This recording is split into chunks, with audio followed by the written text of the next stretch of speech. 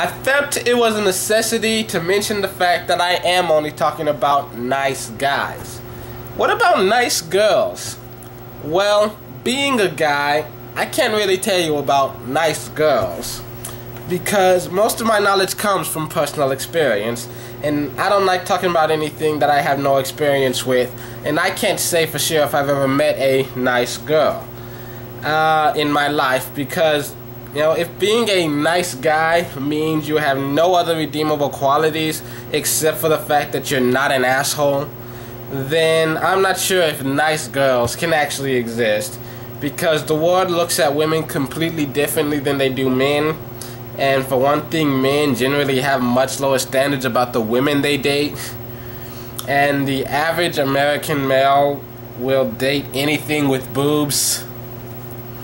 And me personally, I would consider dating you as long as you're not the biggest bitch I've ever met. And, you know, I've met a lot of really big bitches. So I don't really have too many standards, okay?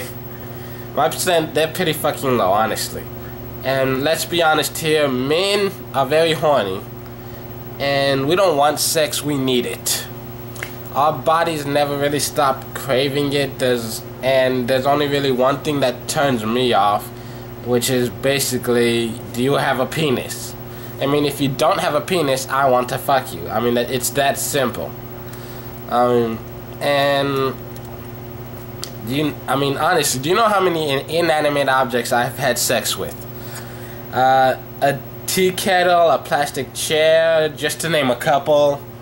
I'm not even joking here. I'm really not. I'm being dead serious. And I don't know if there's any possibility that a nice girl actually existing, because men are horny pigs.